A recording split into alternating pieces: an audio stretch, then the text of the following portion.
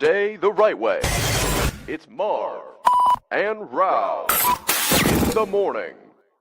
Yes, we're definitely here to start your day the right way, right here at Marv and Rauh in the morning. Christian Rauh, Nick Marovets here, and wow, what a weekend of NFL playoffs. 5 absolute bangers. The tradition continues, the trend continues, the momentum continues, and it's just, it was an absolute banger of a weekend. College football playoffs started off great a couple days beforehand, and then look, we come back here on a wild Monday morning with one game left to go, and it's going to just be an excellent week because I can feel it. I can feel the good juju here, Nick. It's going to be an excellent week just for everything, life, you name it.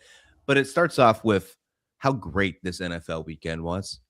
Oh my gosh. I was a little worried because how great the season ended that maybe we were going to get a complete donut, some donut boys, if you will, coming into the game of this weekend of playoffs because of how good they were. Maybe they would be duds. That didn't happen. As good as the season ended, they still found a way to turn up the dial even just a little bit more. Obviously the Patriots Chargers games, what we're going to dive into first, that was the worst game of the 5. The other 4 were literally can't miss. It was unbelievable. So I cannot wait to get into every single one because not only were they great games, they are full of great storylines as well.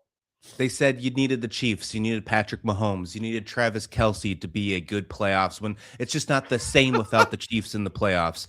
They said you needed that. They said you needed Joe Burrow. They said you needed Lamar Jackson. And look at this. 4 out of the 5 games this past weekend were 1-score games. Incredible. They all had a major momentum swing in the last 30 seconds. I think there was a stat that came out. There was 11 go-ahead touchdowns in the fourth quarter in the playoffs so far. There is technically more games in the first round in this wild card round, but the wild card round isn't even over. Those 11 go-ahead touchdowns, that's 2 more than the entire playoffs record before this year. That's how good this so far has been. And I just can't get enough. I genuinely am itching for more because it's been not only the NFL football, you already go kind of on a little bit of a high just watching NFL football, but it's been at this level. It's been unbelievable. Yeah. So before we get started here, if you haven't already hit that subscribe button, bringing Marv and Rauh in the morning, bringing you daily sports content every single day, like we're doing right here, bright and early Monday morning. And of course, we do have, especially coming up in the next week or so, a ton of exclusive bonus content coming to the YouTube channel. So if you have it, bonus. We're talking playoffs, and we're talking bonus content. That's exactly what we get on the channel on Marv and Rauh in the morning. Just hit 160 subscribers, absolutely cooking it in this community. So be sure, you want to be 161, we'll hit that subscriber button. Do that now. It's free, I promise. The New England Patriots on Sunday Night Football, if you will, for the NFL playoffs, won 16-13. And crazy thing, this was probably the biggest blowout of the weekend, 16-13. And there was only 1 touchdown in this game. And it was the biggest blowout of the weekend because it was not a 1-score game. It was a 13-point game. Drake May, 268, 1 touchdown, 1 interception. That doesn't tell the whole story, though. He fumbled twice. He lost one of the fumbles. He got crushed multiple times. I think he got sacked 5 times. It was not the best game for Drake May. It was not the best game from him, but he found a way to overcome. He found a way to take care of maybe the best defense they played all year in the Chargers. And on the flip side, when it came to the Chargers, the offensive line was just non-existent. Justin Herbert. I made a tweet last night and said, I would not be surprised. I'm giving it Tuesday at the absolute latest that we hear news that Justin Herbert's probably going under the knife for some sort of surgery because the amount of injuries he had to deal with this past offseason or this past season because of how the offensive line was just non-existent was dreadful. He was sacked 6 times in this game, and he was hit probably 1 million. 159 yards, no touchdowns, no interceptions. He had to run the ball for 57 yards. He tried to play hero ball. He tried to get this team in it. It just wasn't enough, and the Patriots are moving on under Mike Vrabel and Drake May. Yeah, there's so much to unpack here. I decided to wear my Patriots sweatshirt today because this was a big one for me, so that we can get into that. But you start with Drake May and the 5 sacks, and it was a rough game for Drake. I'm not going to lie to you. It was not clean. And one of the biggest takeaways that I had that I just wanted to throw out here right away was it felt like a ton of times Drake was still a second-year quarterback.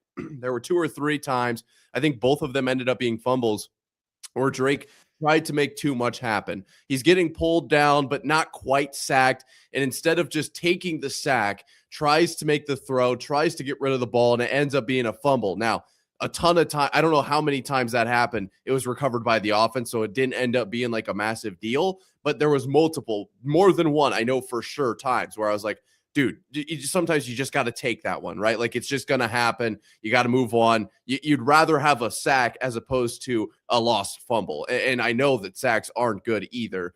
So this was crazy from Drake May, but I think it really showed just how good the Patriots can be. There was a lot of question marks going into this game. I saw every one of these comments because I'm a Patriots fan, so I'm looking through the stuff. There was a ton of people saying, hey, who have the Patriots played? They've played nobody. The Chargers have played a better or a tougher schedule. They're more battle tested. We know kind of more what they can do. Well, I guess what that meant to me was there was just an unknown on the Patriots side. That didn't mean they weren't capable. So the Patriots were okay. Like, they were good enough. I still think they're actually a very good team as a whole, but they were good enough on offense. They came away with the lone touchdown, and they really wrecked the Chargers offensive line. They had my favorite line was that Justin Herbert wasn't seeing ghosts. He was seeing sledgehammers in his face all night long. Incredible. So huge fan of just this, what the Patriots are building right now. But in this game, I think the biggest takeaway was, Drake May, still a second-year quarterback, but it doesn't really matter. The rest of the team's good enough. Yeah, it's wild to say, and we're sitting here in 2026 now, and I think you have to say this now after the one playoff win, and you're getting another home playoff game in the divisional round. The Patriots are back. They're back. Dare I say, dynasty? Dynasty started? Are we? No. Should we sound the alarm? Don't even get there. Hold up. Is that a fire alarm or is that a dynasty alarm? Is there a dynasty alarm going off? No. Drake May. This man's, he's got it. He's got what it takes. We can't allow that to happen twice. We can't allow that to happen for another 20 years. I'll let you say that the Patriots are back, but don't start this dynasty conversation yet. No way. On the flip side, with these Chargers, Coach Jim Harbaugh after the game was asked a question about offense coordinator Greg Roman, asking if he was the right play caller for this team, and right off the bat, started at maybe give a little bit of crypticness to it. He said, quote, "Right now, I don't have the answers." So it sounds like there might be some changes to the offensive side, maybe at least a mystery on it. And look, probably not a bad idea. The offensive line is one thing, and obviously it's the most dreadful issue is the offensive line. You had 2 great tackles to start the season. They both got hurt. Obviously, those are good excuses. Those are fair excuses. I get that. With them, you were probably a much better football team by far, but you didn't have a chance to adapt and overcome. In the NFL, you have to do that, and maybe that means you have to make a change at the coordinator position.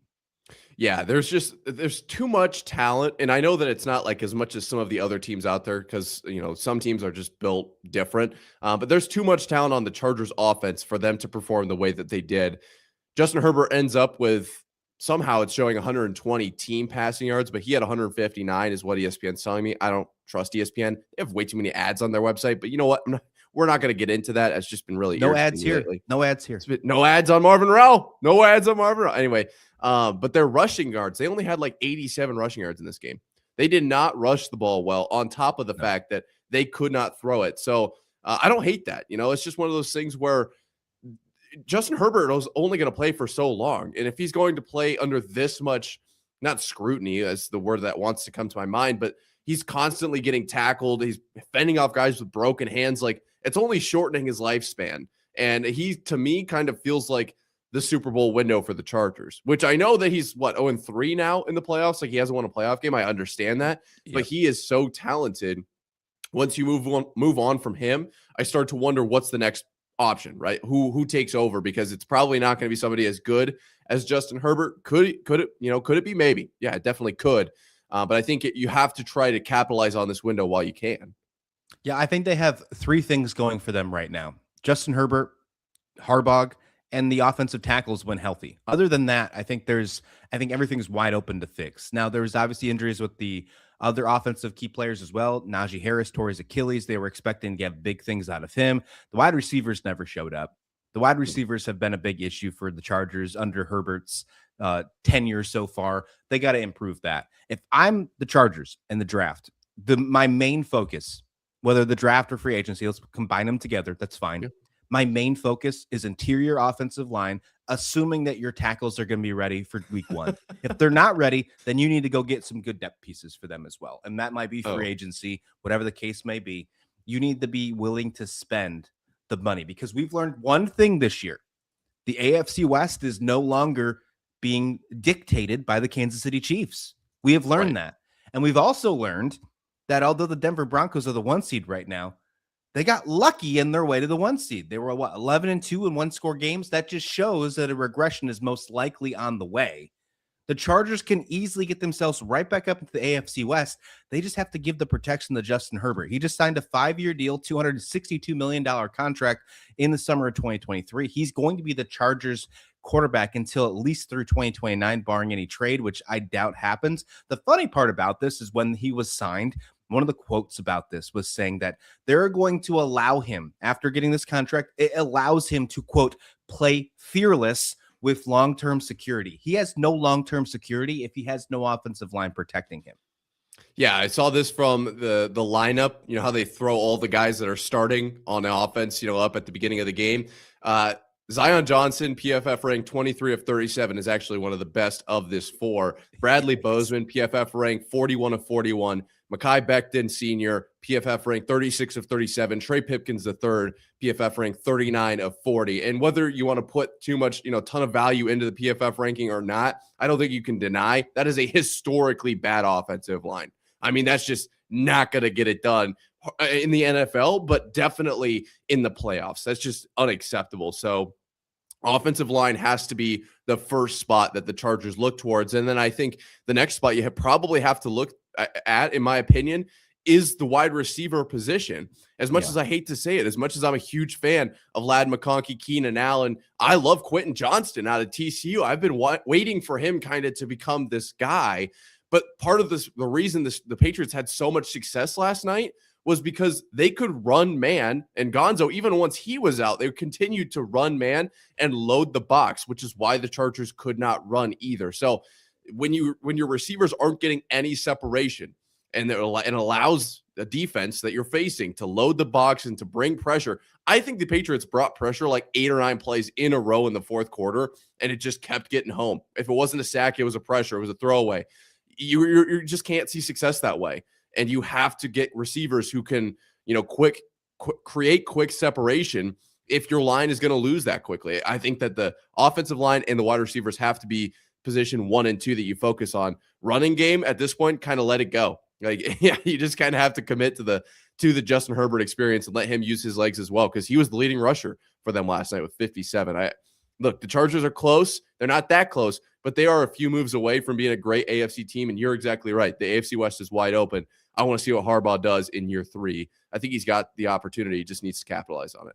Yeah, one more thing on this one. You mentioned it, talked about the wide receivers, and we mentioned the possibility of maybe them moving on from Greg Roman, offensive coordinator. One of my biggest gripes from this game was when they were trying to come back in the fourth quarter and putting these two together. I don't know if it is you blame the wide receivers and the fact that they just weren't prepared, or the fact that they were not having high football IQ, or this is an offensive coordinator issue, or it's a both thing. But they were driving down the field. The no-huddle offense was working. The momentum was there. They talked about on the broadcast as well.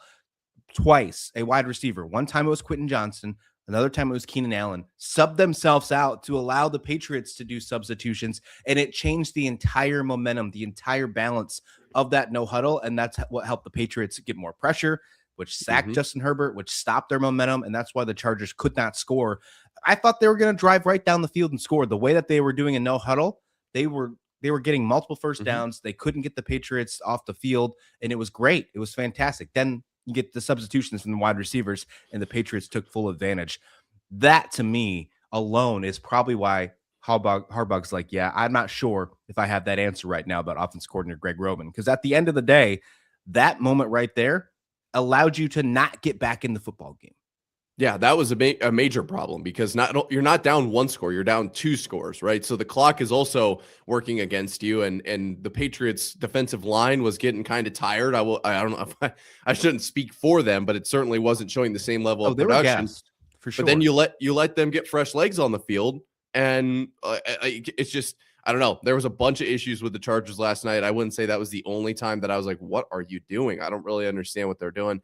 And I'm thankful that the Patriots got this one. I think it helped that they were at home too. I think this mattered to a lot of Patriots fans out there. 7 years. I talked about this. I put a little short out on the channel.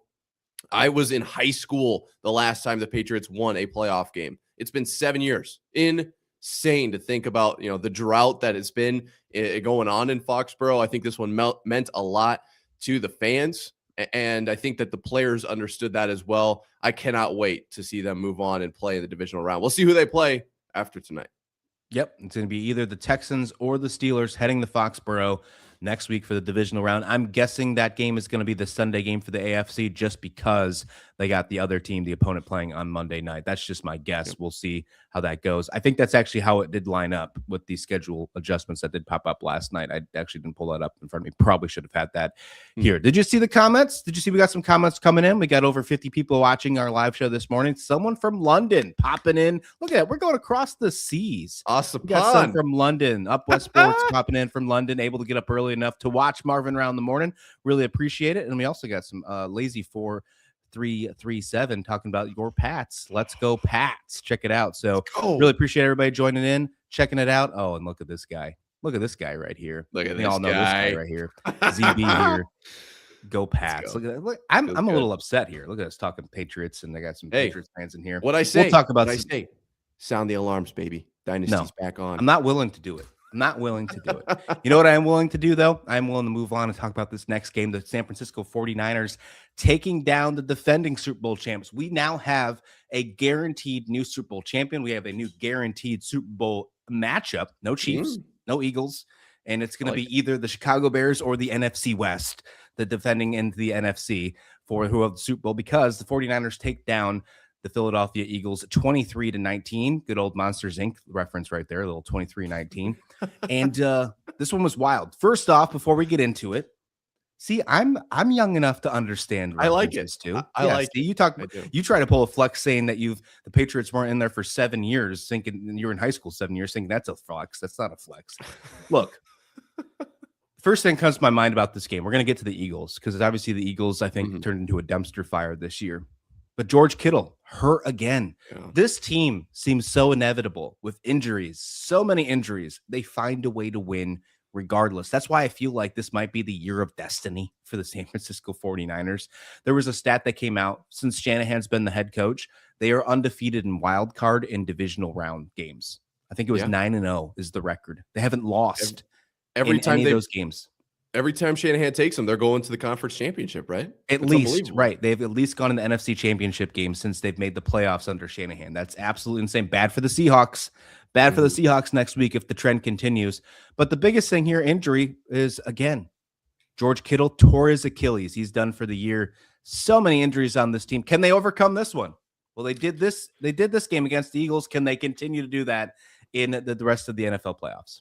Yeah, it does feel, and this is like a terrible thing to say, but it feels like it's not the NFL playoffs if the 49ers player isn't going down for a season ender. I mean, it just, that's true. It is though. Like and I hate every year for a decade now. Exactly. And you don't know who it's going to be, but it's going to be somebody that has a major production on this team, like Fred Warner, George Kittle. Like, these are not names you've never heard of. These are household names, and they're major parts of the team. And yeah, we'll see how the 49ers move throughout the rest of the playoffs. Jeez, my camera's tweaking on me. We'll see how the 49ers do the rest of the playoffs without Kittle and how they kind of scheme this offense. But in hand in hand with that, what you were talking about, like no Kittle, look at what Purdy did with no Kittle. Look at what Purdy did with, kind of a ragtag offense. We have this conversation every single year. Like, what do the 49ers have? They've got injuries across the board. Purdy still goes 18-31, 262 yards, 2 touchdowns, did have 2 sacks, and was sacked once. Also, Jawan Jennings threw for 29 yards, so that was pretty sweet as well. But Brock Purdy found a way to get it done. Like, obviously made the plays that he had to, was kind of the way that I looked at this.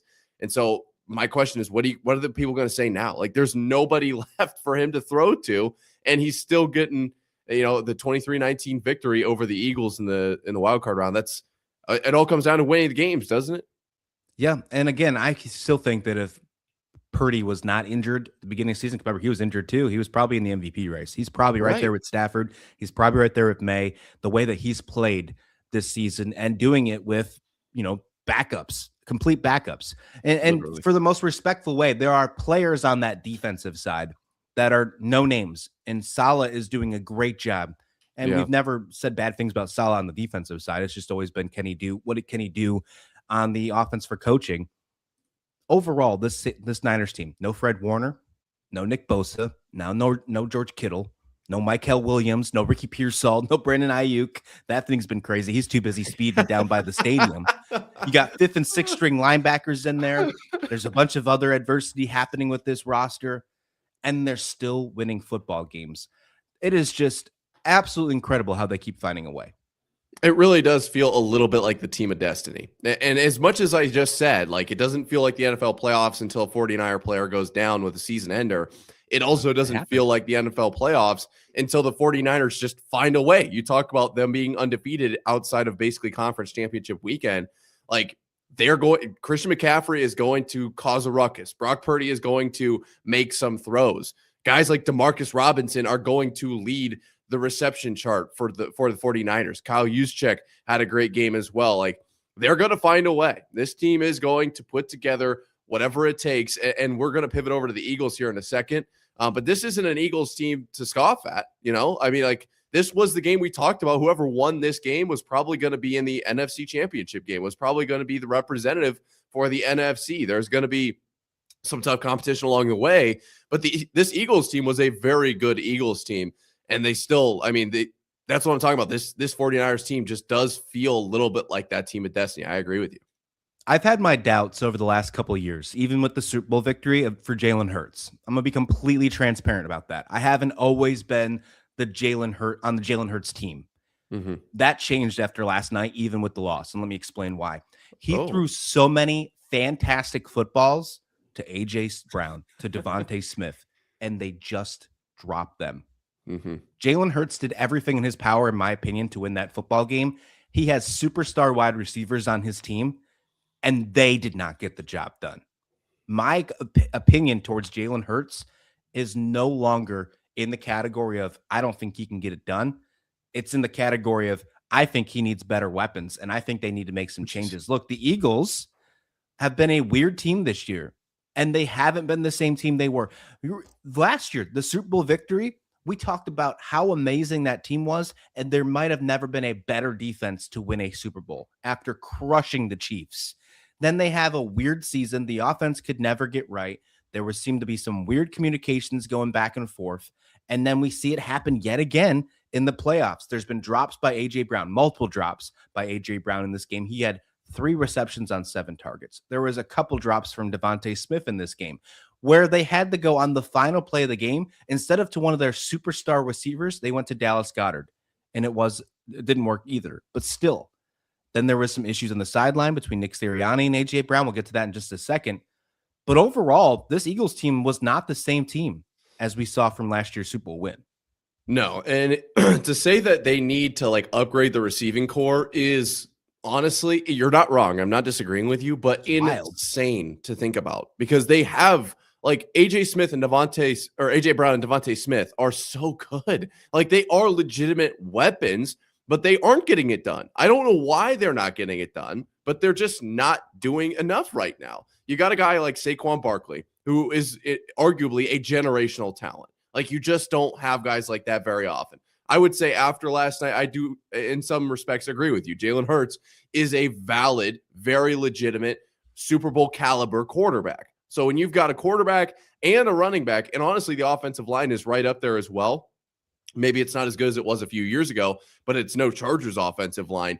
So you got to just have guys who can receive the ball. And part of that, I think we'll get into this A.J. Brown thing, but if you're going to complain for it, catch the ball. It's pretty simple. You can't have your cake and eat it too, which is by far my least favorite phrase of all time, but it reigns true here. If you're going to complain, you better make that catch. It just is as simple as that. And yeah, I agree with you. It's crazy to think that they ended up after this game. I agree. They need to upgrade that. receiving core. And I thought they did it with Jahan Dotson. He just hasn't really panned out for them. The defense, though, I thought it was okay. It wasn't too bad. They're still facing a very good 49ers team. Like, it's going to be a tough and uphill battle, but holding them to 23, I thought was an okay game. It kept the Eagles in it. They had a real shot down the stretch, and it just didn't pan out offensively, which I thought has been the biggest question for this team this season. AJ Brown likes to read books on the sideline. We saw that all happen last offseason. He should get a book that says how to not drop passes and maybe not pay attention to social media during the season about all of your complaints in the locker room and focus more on winning the football game. That's what I'm going to go for on this one. Okay. There was a gripe. There was an complaint between Sirianni and AJ Brown. They were talking back. I'm not surprised that happened. Apparently, Big Dom had to split them up. Still weird that you have a guy named Big Dom on your NFL sidelines. And it either be this: you need to have a Big Dom on one side, on no sidelines, or every sideline. That's where I'm going. That's where I'm drawing the line here. I need a Big Dom on all 32 sidelines or sidelines. The problem is not everybody can find a Big Dom. I think everyone wants the Big Dom. They just can't find everybody it. Probably wants a Big Dom. That's right. You're probably right there.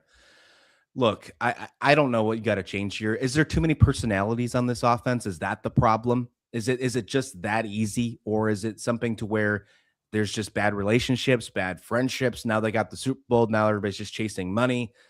Do you need a refresh? Does one of these teams or one of these players need to be traded? Does AJ Brown need to be traded? Like, what is the goal here? I don't know. You're gonna get like a hot take out of me a little bit here. You're gonna make me say something I probably on a Monday shouldn't. morning. Okay, I know. Yeah. Overreaction Monday. No, it feels. And this is it's wild to say, but I think it's time to move on from AJ Brown. I just don't think that the future is there. I think, I don't think it's too many personalities, but I do think that his personality is causing problems. As good of a receiver as he is, obviously he doesn't have the best game every single game, and I don't know if you can have that personality and have these kinds of stat lines. You need to be taking over games if you're going to act the way AJ Brown has, in my opinion. I know that this is coming from a guy who's sitting here on Monday morning talking about it, obviously not in the locker room. But it's just how I view it. I think the way that, Jalen Hurts kind of operates, the way Saquon Barkley operates is totally different from A.J. Brown. And if you want to have a team full of A.J. Browns and you want to roll the dice on whether or not that's going to work out for you, that's one thing. But I think that the way that the rest of this team is built is you kind of have to follow the leader. You have to follow what Jalen Hurts and Saquon Barkley kind of mentality is and be okay with maybe you're going to only have 3 receptions today. That's just a part of it, right? Like, you might not be the superstar wide receiver, especially when for a guy like AJ Brown, are you even that guy? Like, you got to be who you can afford to be to an extent. And so if I had to make one move for this Eagles team as a whole, it would be move on from AJ Brown, bring in another sturdy wide receiver. You're not going to probably get an AJ Brown. I know I'm talking about, is he that guy? But he's still a very solid wide receiver. You're going to bring in somebody else and just become consistent on offense, become solid. There's no flare-ups. You just down to down, take on the next play. Like, you got to move on. I think that's what this offense needs, because the defense feels like it's right there. Offensively, they feel very, very volatile to me. That's just the one change that I think I'd make. Dallas Goedert's a free agent now. He's technically could be playing his last game as a Philadelphia Eagle. They signed him on a 1-year deal to keep him around for one more year this year. He seems to be your most reliable target. I think you have to try a way to maybe bring him back for one more season if you feel comfortable at least in that position. I don't think the tight end room has enough room to for you to not grab him or at least give him back one more time.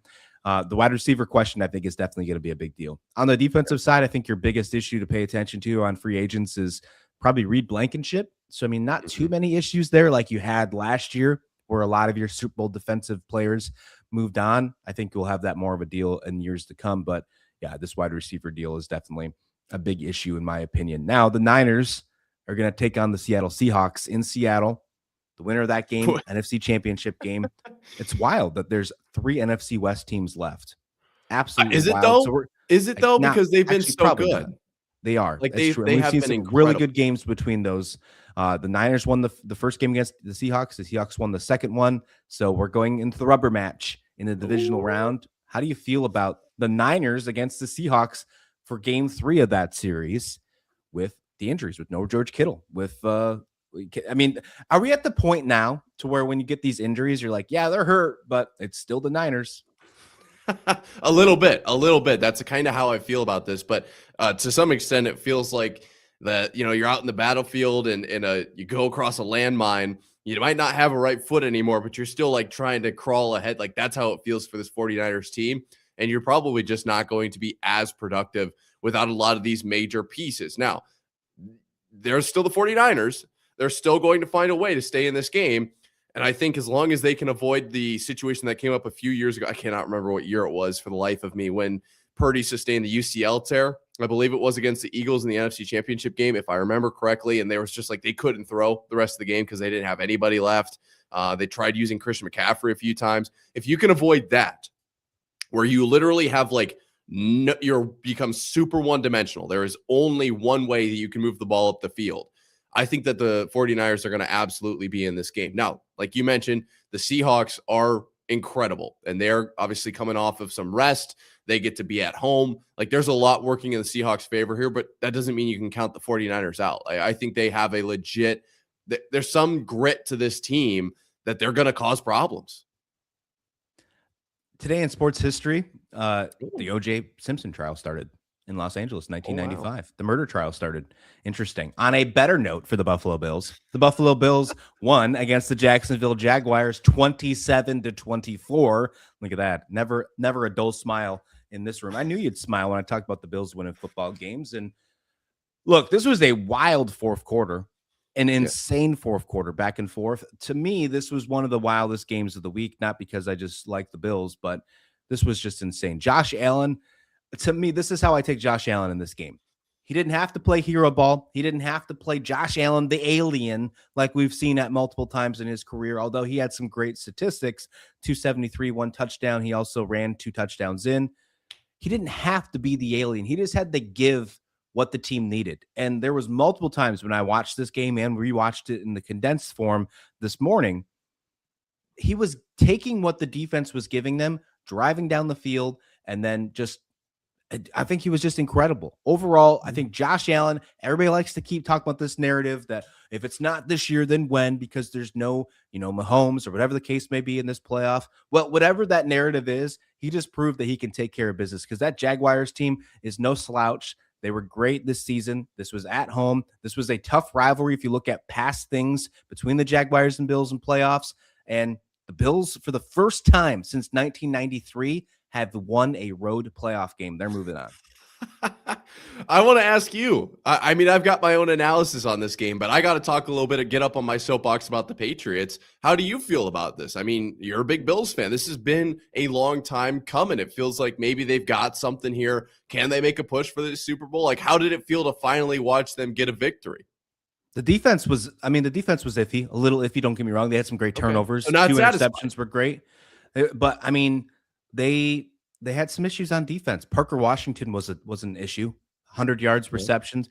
Travis Etienne, 154 yards total rushing for the Jacksonville rushing game. Etienne only had 67, but it was incredible. I mean, Trevor Lawrence, I think he played okay, but I think Trevor Lawrence didn't have his best game. I think there was multiple times. If you go back and watch this football game and you try to watch it from a clear lens, no bias, I personally think that Jacksonville lost this game more than Buffalo won it.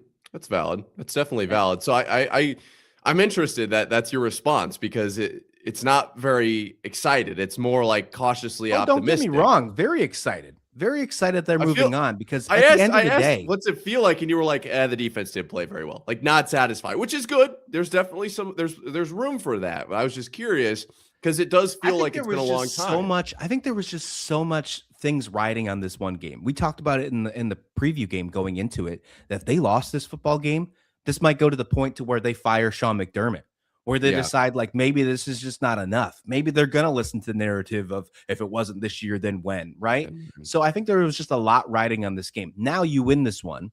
Now you have to go and take on the Broncos at home, which I've been very transparent on this show how I feel about the Broncos. I think that they might be the worst number 1 seed in the history of football. I just don't believe in the Denver Broncos. I don't. Yeah. I truly don't. I don't think that team is anything worth writing home about. I think every team left in the field, including the Steelers or the Texans, whoever win tonight, could beat the Broncos and move on. So if I'm the Denver Broncos and I'm like, yes, I got a week off, what am I getting rewarded with? Oh, I'm getting rewarded with a Josh Allen Buffalo Bills team that just did what they had to do. Four lead changes in the fourth quarter, overcome an AFC South winning champion Jacksonville Jaguars on the road, a first win for that team since the 90s, since they went to the Super Bowl. Oh, that's what I get for my reward. Oh, Yeah. I can't wait. Yeah, if I'm the Broncos, I'm shaking in my boots. No, this was a fun win for the Bills. It absolutely felt like just they needed this one. I agree with you 100%. When you look at the history of the Bills in the last few years, it just felt like there was a lot riding on this game. And in this game, my main takeaway was like, gosh, this Jags team feels really good. Like they are really pushing back. They're giving the Bills something to kind of to chew on here. The win probability was all over the chart here. And so if you want to dive into like specific reasons why here, there, or the other, I just felt like the Bills earned this one is what I'm trying to say. This Jags team was not just like, a wild card win. It wasn't like okay, the Bills won in their first round. Good for them. This was a earned win. And this is going to give, I think, the Bills some momentum going into that Broncos game. I agree with you. I don't think the Broncos are the best team of all time. But I think that they're a legitimate one seed, right? Like they are still a formidable opponent, and the Bills with some momentum going into that game has to feel good. It feels like they did what they had to do. When you look at the stats, they're not crazy, but the Bills got enough done, and this could be their year. Sometimes you just have to do enough. And I was a big fan of the way the Bills put this game together, came away with some big plays at the end. I wasn't a huge fan of, you walk in with a minute to go, but then you end up with an interception to ice the game. Trevor Lawrence obviously off a tip, but the defense shows up big time, and that's all you can ask for. I thought that was a huge win for the Bills, and obviously an exciting game. But I'm looking forward to this game against the Broncos 100%. Yeah, I mean, this could be a chip on their shoulder for the Broncos too, because there's only been one playoff game for Bo Nix in his history, and it was last year against the Bills. Wild card round, the Bills smoked them 31-7. So the fact that now the Broncos are a number one seed, they're riding high. Maybe they're going to be taking that as some ammo and hold on to it. Who knows? On the flip side, though, Jacksonville, heck of a season. Hell of a season that they had. I mean, with bringing Jacoby Myers in, great addition. Liam Cohen, what he's done in year one, what they've done in year one. Trevor Lawrence back. I mean, the questions about is Lawrence a franchise quarterback, that they've answered that question. Yes, he is. He's the quarterback of the future for as long as he wants to be there in Jacksonville. And they did all of this without Travis Hunter. So you have to assume that they're only going to get better next season. I like where Jacksonville's sitting right now. I like their front office. I like their ownership. I like their head coaching. I like the direction. If I'm a Jacksonville Jaguars fan, I feel very good about the future of that franchise. Yeah, of course, losing in the wild card round stinks because you get, all these wins, you amass, 13-4, you get to the wild card round, and then you fall short. And now where are you at draft stock wise, right? Like you didn't even really get much of a play. Well, they traded their first round pick to move up the Hunter, so it doesn't matter. Right. It's just, I feel like for Jags fans, there's just that. I don't know. Maybe I'm wrong in that. That's just how I viewed it. But I think what you've seen from this team, without obviously the future of the draft, is what's most exciting. Is Trevor Lawrence does feel like he's answered the bell. For a few years, it's kind of been, is he really capable? Like, are we still like looking at high school tape or Clemson tape where he was this, child of destiny? Like he was the next coming of Tom Brady. Obviously, it's not the comparison people have been making, but you get what I'm saying. Like everybody thought Trevor Lawrence was the guy for so long. Is he really the guy or not? I feel like he's actually proven it here in this win. You mentioned they've got guys sitting on the bench that are going to make massive contributions next season. There's not too much to not love about this Jags team. Of all the teams that lost, this is the one that I feel the best about. And I have to imagine Jags fans are super excited. Like they're happy, I feel like, with how this season went to an extent too. Like as disappointing as it is to lose in the first round, I didn't have them going 13-4. Like I feel like there is definitely an element of we accomplished a lot and there is still more to be excited about. So I'm excited for the Jags. I want to see what they do next season. Before I give you today's stat of the day, I have to ask you a question, a little pretext to it. Do you believe that records are all records are equal? And what I mean by that is if a team is 10-7 and another team is 10-7, does that mean that they're both exactly the same good team? I would have to say no, they are not exactly the same. Perfect. Yeah. That's all I needed to hear. I'm going to tell you this. Today's stat of the day, the record is 35-33. That is the same exact record that all teams in Florida have since 2022. The Jacksonville Jaguars, the Tampa Bay Buccaneers, and the Miami Dolphins since 2022 Wow. are all 35-33. If I were to tell you that, and you talk about those three teams, they are three teams going in different directions. Oh, absolutely. Yeah, the trajectory is very different. It feels a little bit like an Atlanta Hawks stat. Like they're just over the last 300 games are 150 and 150. Just like I'm why thinking does of that like even the happen? Spider-Man meme of you like Yeah. pointing in different directions. That's what I'm thinking. But like, come on, Jacksonville is in a way better trajectory compared to Miami by far. Miami. Tampa, I think, is just like sitting stall. They're stalemated, especially with bringing Todd Bowles back. And then who knows what Miami is going to be. But for some reason, since 2022, these teams, all three teams in Florida, tropical storm exactly the same as what that one's going to be called, 35-33. That's wild, isn't it? That is kind of crazy, but you're exactly right. It's all about the trajectory. Like it feels like the Jags are on the way up and they've got something cooking. This wasn't a one-off year. And then I don't know if the Dolphins are even going to have a franchise next year. And then kind of the Tampa Bay is just sitting right there in the middle. Like we're up, we're down a little bit. We'll see what happens as far as over the next 6-8 months. But man, this Jags team, they are better than that record shows. If it right now, if you ask me. Do you want to hear the most shocking game to me? I think the most surprise game of the weekend was the Carolina Panthers stuck around with the Los Angeles Rams. They stuck around. A lot of people did not give the Panthers any credit. Didn't give them a single chance to win at home. Cam Newton comes, bangs the drum. I mean, Bank of America Stadium was popping, that Gladiator Stadium feel. Bryce Young, 264 yards, touchdown, interception. Jalen Coker, 134. I mean, what he did in this game, undrafted guy, really stepping up, becoming that new wide receiver too. Xavier Legette, sorry, buddy. I think Coker took over for you. But on the flip side, Matthew Stafford does what he does best. Maybe technically, could we say, did he solidify MVP? I mean, I don't know. It's really, again, should playoffs matter? Recency bias is a thing. Let's just not say what it is. 304, 3 touchdowns, interception. They win this game 34-31. Puka Nacua, 10 receptions, 111 yards, touchdown.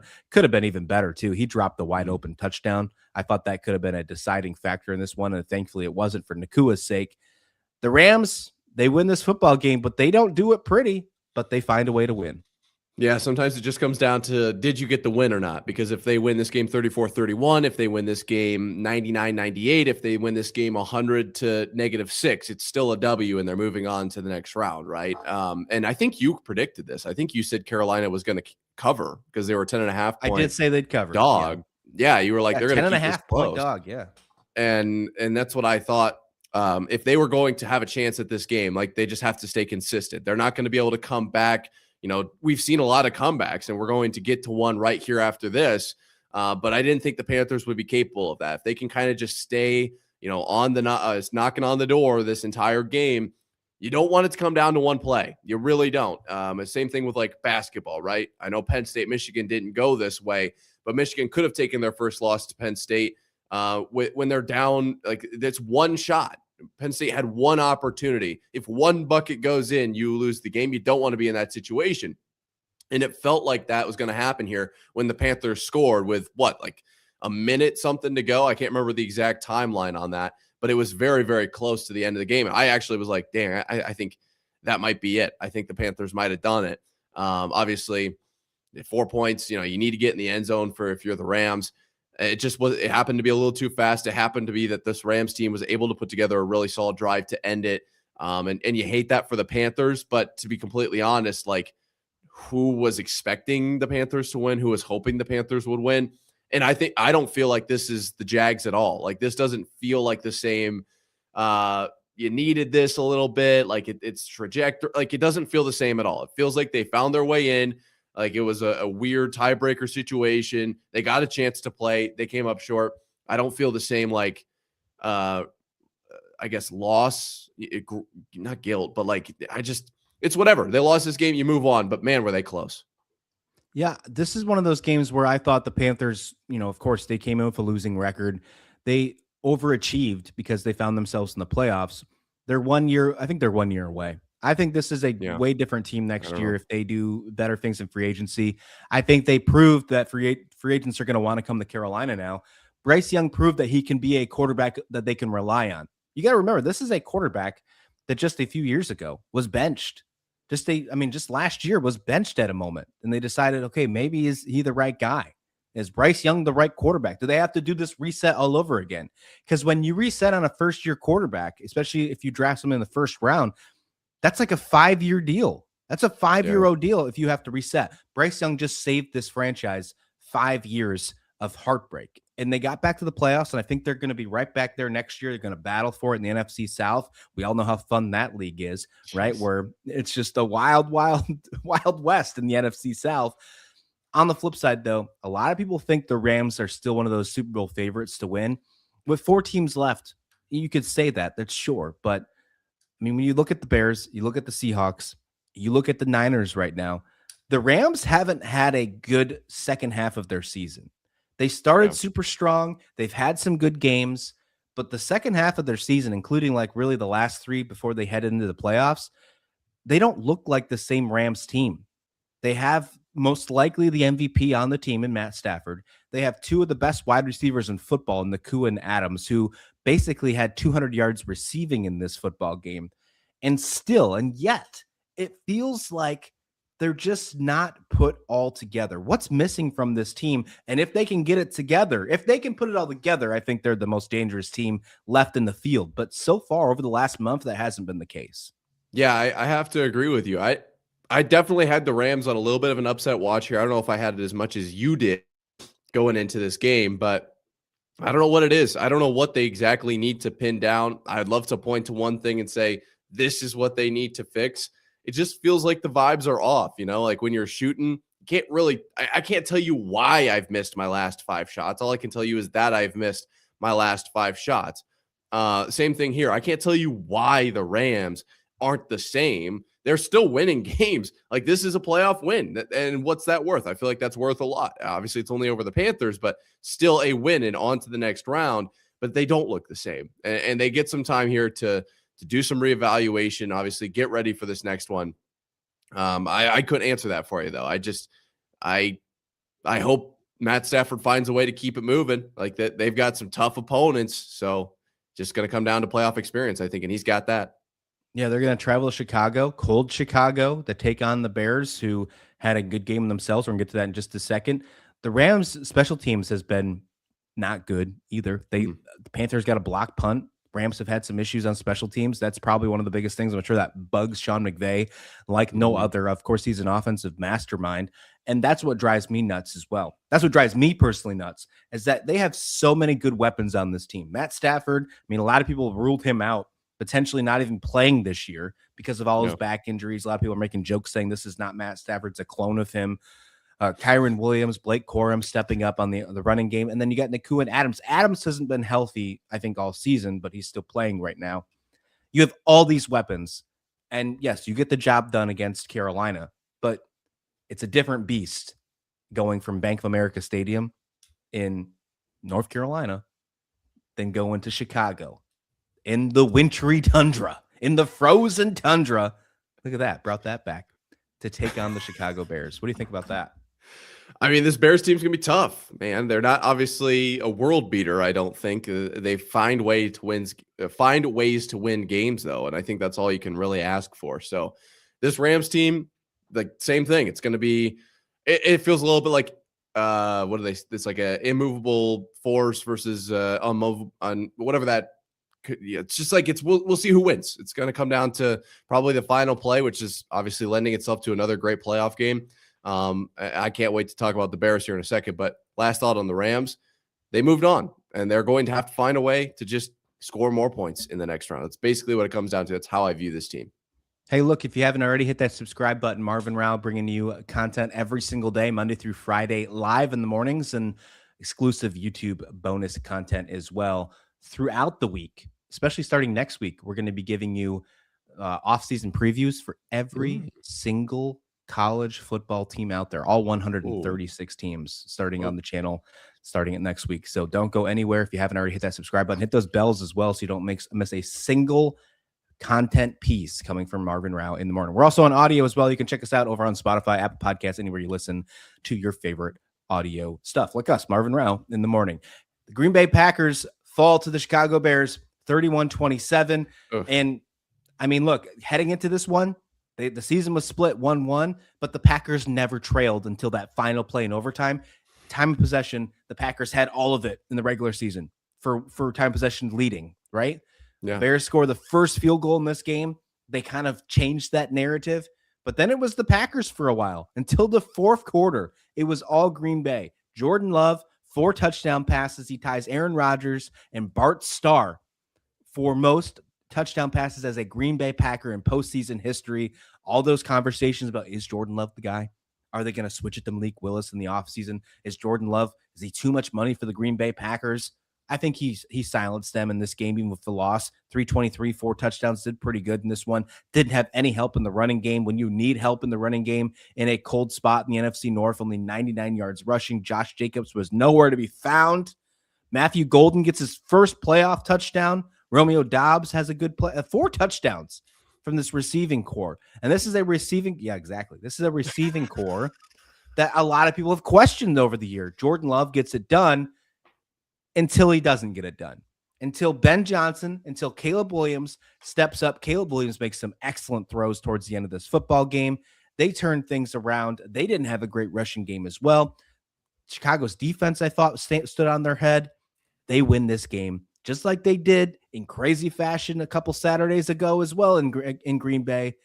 They win this one 31-27 to move on. A lot of questions for Green Bay this offseason, but first let's talk about this football game. 31 points for the Bears, 25 in the fourth quarter. Wild. I mean, insane. If you're a Packers fan, you're going into this fourth quarter, who do we have next week?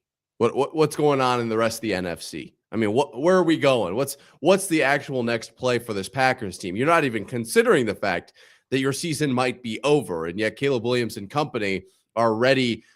And what's crazy is when you watch this game back, because you watched it the first time and you think about it one way, when you watch it back, there really wasn't a whole lot of reason to believe in the Bears here. I mean, I was just rooting for the Bears because, like, I love rooting for the underdog, but how many times did they fall short on fourth down prior to really the fourth quarter? Obviously, Caleb Williams made a huge play. I believe it was a 4th and 8. But up until that point, the Bears were ultra aggressive and failed multiple times on fourth downs, which led to Packers touchdowns, led to, missed points, leaving points on the board. So there wasn't a whole lot of reason to be excited or hopeful for the Bears offense. And they found a way to score 25 points. It was incredible. Caleb Williams really kind of answered. And you talk about Jordan Love answering the bell and saying, like, yeah, I'm the guy. Moving forward, I'm the franchise guy. Caleb Williams, I felt like, did that especially in the fourth quarter. Made a few huge plays, a couple with his legs, and more so with his arm. A couple of really great throws. This was a super fun one to actually watch, to witness, to see the comeback. But it does kind of give the Bears that vibe of, like, we're not done. Like, game's not over till it hits zeros. I was shocked by Caleb Williams' performance in the fourth quarter here after what had happened in the 3 quarters prior. DeAndre Swift, I thought, was impressive, made a few big plays down the stretch. And this Chicago defense obviously is the reason in that fourth quarter. Like, if the Packers score any more times than they did, obviously a touchdown to, I believe, was a missed extra point, and then they did have to rely on a missed field goal as well. But this was a huge win for the Bears in a lot of different respects. And I think this is the momentum you get from a win like this is unable to be charted, and you have to look out if you're the Rams. Yeah. And I don't think you could give any hate towards Jordan Love in this one. I really don't. No, I don't. I think so. Jordan Love did everything he needed to do, and everything else just didn't fall in his way. We have to bring up the fact that Brandon McManus left 7 points on the table. He missed 2 field goals and an extra point. Those 7 points win you the football game. You lost by 4. It changes the entire way that fourth quarter probably looks. You missed 2 field goals and an extra point. I mean, just alone, if the game exactly happens the same way, which obviously that's not the case, would have been, but that's a 34-31 final. They didn't get a single point from a field goal in that game. No, they missed 7 points. 7 points on the table because Brandon McManus couldn't get one. I mean, just the fourth quarter alone, Field goal by the Bears, punt by the Packers, touchdown by the Bears. Green Bay got a touchdown. Touchdown by the Bears. Missed field goal, touchdown by the Bears, end of game. I mean, that's it. They just couldn't get it done, especially even in the fourth quarter. Even when the Packers were leading, they were leading 21-6 going into the fourth quarter. They lose 31-27. Insane. Insane stuff. I brought this up to you on social media. I think we were texting back and forth, actually. Maybe it wasn't on socials during this game. And I asked you a question. And it was at around halftime of the game. I said, I remember this. What are we getting? What narrative are we getting from this game? Are we getting A, that Caleb Williams is not ready for the moment? That we've been talking about this back and forth, kind of had this moment. He had those moments at USC where we're like, okay, maybe he's not ready for the big moment. Ben Johnson comes in, tries to revive this offense. They build the trenches really deep. But is Caleb Williams not ready? Or has he arrived? I think we found in the fourth quarter that moment actually happened. I think we found an equilibrium point. I think we found it. Caleb Williams has arrived. I texted you back, and I will be completely transparent. I said, I don't think he's going to answer the call. I mean, this is a huge task to overcome. And really, the Bears haven't looked great up until this point. It would take almost unprecedented, kind of swing here. Like it would be unbelievable if that happens. I hope it does, but I just don't think it will. And it proceeded to happen. I could not believe it, the way that everything was working out for the Bears. And then that touchdown late, I thought, okay, the Packers are actually they have enough of a lead. All you have to do is kind of just hold them off, hold the Bears away, kind of stick that arm out against the 4-year-old. Like, yeah, you're not going to be swinging against me, kid. My arm's way longer than you.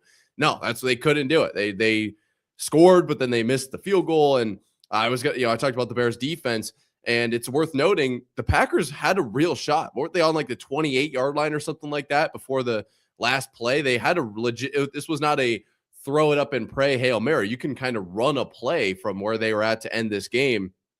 I was impressed by Caleb Williams and more so this entire Bears team for not giving up, because it looked so bleak. It looked so like unwinnable. And yet 31-27, the final score, the Bears win it. And at home too.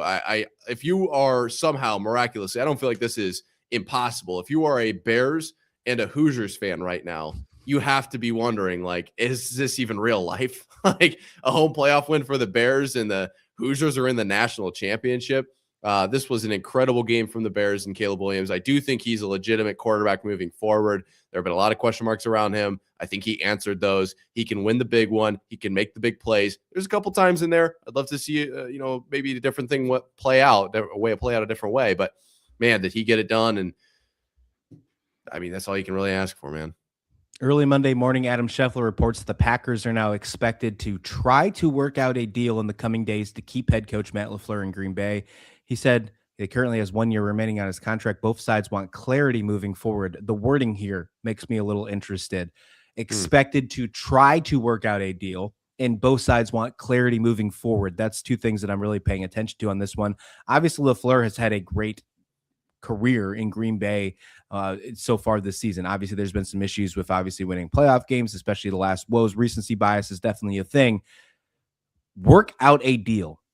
There's a lot of openings in the NFL right now. 25% of the NFL teams are looking for a new head coach. When you think about a head coach saying he's trying to work out a deal, you have 1 year left on your contract.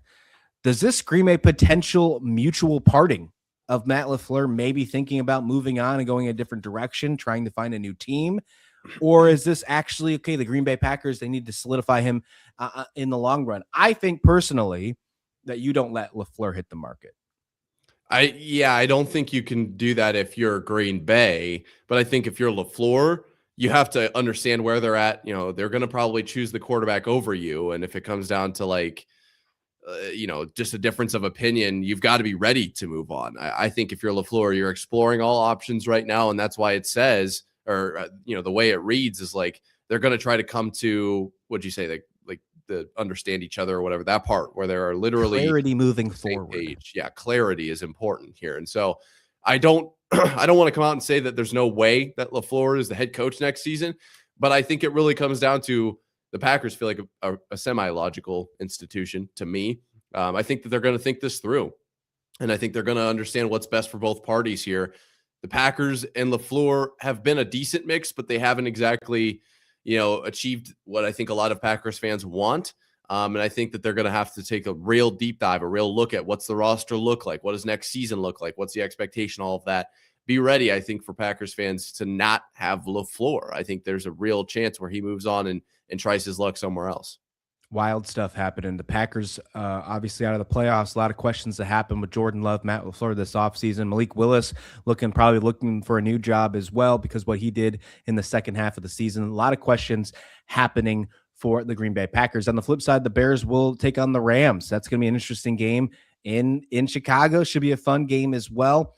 NFC divisional round should be really good. Before we get going here, before we head out here, obviously Steelers, Texans. Any changes to your prediction on that one? You said the Texans are winning that football game. I got the Steelers still. I'm holding on to it. I think an upset win. I think you can't doubt Mike Tomlin. I think he continues his reign. I don't know, man. I feel the exact opposite. I feel like this Texans defense is just too good. I would love to be wrong and get to see more Aaron Rodgers football. Like I really would love that, but I don't know. I think this Texans team is too good. I actually hope, the Steelers win for the Patriots' sake as well. There's another reason. But I do think this Texans team is a lot better. Weird thought I just had to end this show. Matt LaFleur, let's do a hypothetical.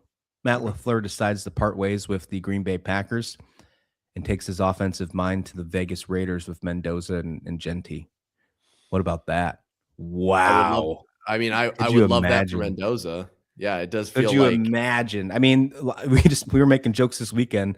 We're talking about like the potential of the Raiders offense, and you're like, man, how's the Raiders going to ruin Mendoza? I don't think they ruin Mendoza if LaFleur's the head coach. Exactly. Yeah, LaFleur gives him a legitimate chance. So, holy crap! I think I'm going to pull for that. I think I'm going to hope for that. Little NFL, if you will, to begin your Monday morning. Hey, thanks so much for watching Marv and Rauh in the morning. We'll be back here tomorrow, of course, with another episode.